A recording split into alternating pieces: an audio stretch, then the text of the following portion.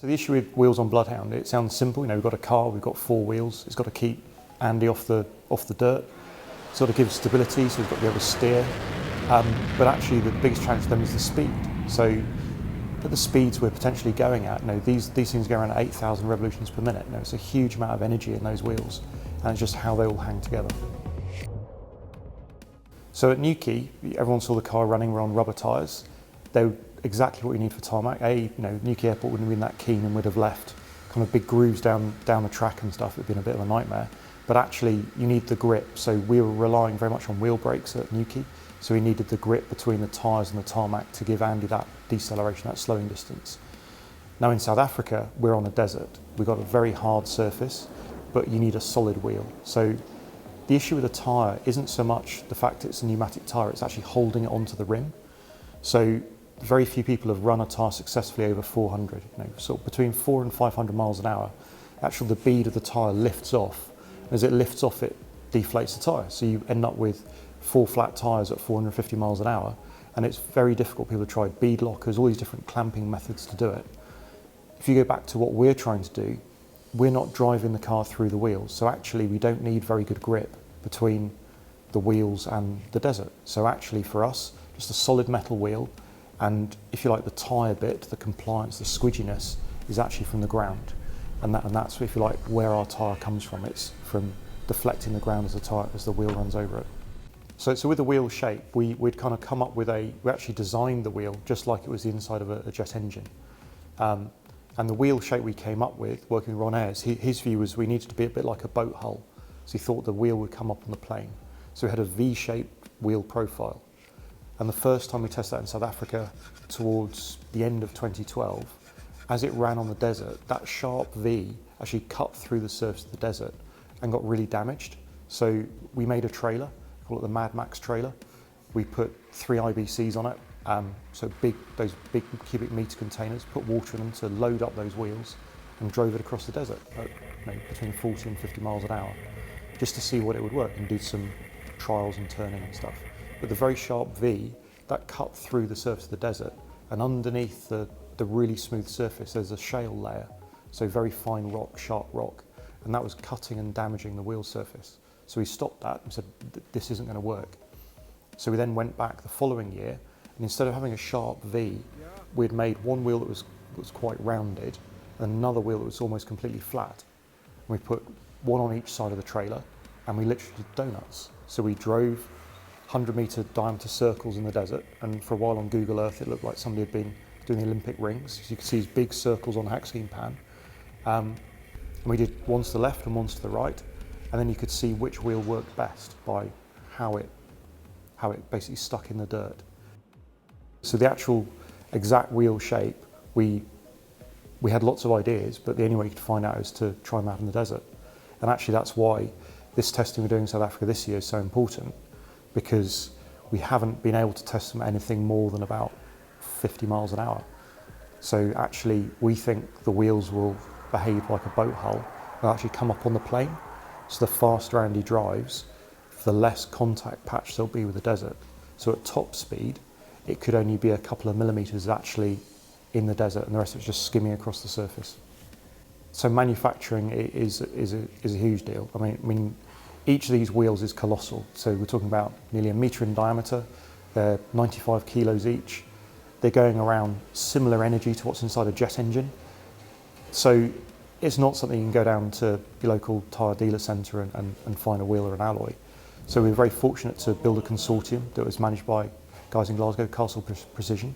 They put together the team that actually allowed us to do this. So it's a team of fantastic companies that allowed us to do everything from melting the material. So we have a custom melt of aluminium to being forged by Autofridge in Germany. So having the metal cheeses, for want of a better word they call them, squeezed and pressed into shape to get really good grain structure. And then back to the UK, to Glasgow, to Castle Precision, to do that final machining to the same level of tolerances you'd need for the inside of a jet engine. And that's what produced the wheels. So we've got a wheel. We think it's going to work. We can't test it by putting it on a car. The only car that can take us to its top speed is Bloodhound.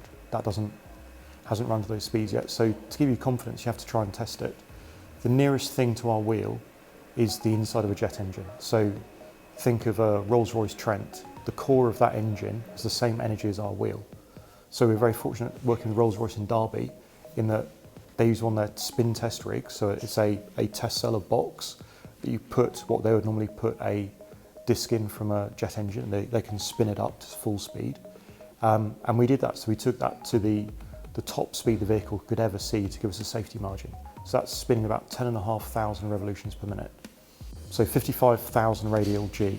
So that's a kilo of sugar weighing like 55 tons on the edge, and it's trying to rip the metal apart.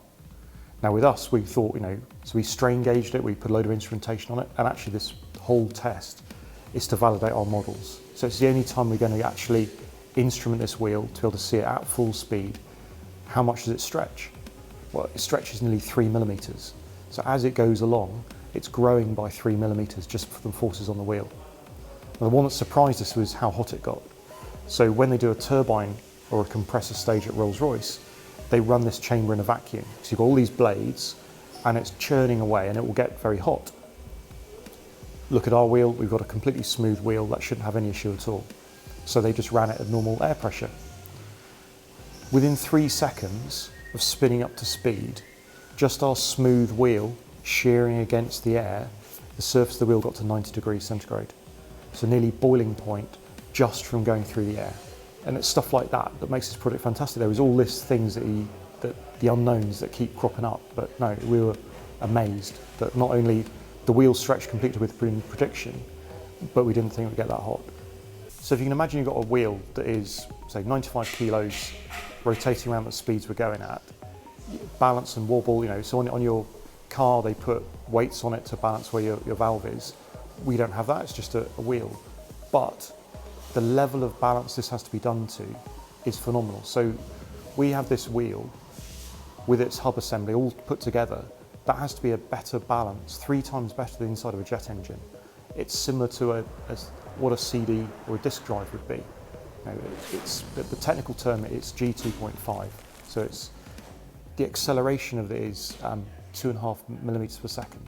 That is nothing. That is, it is so finely balanced. We do that by removing very small amounts of material from the edge of the hub, and that balances the whole assembly. So the wheel's in quite an aggressive atmosphere. So you want to have as good a surface as you could possibly have.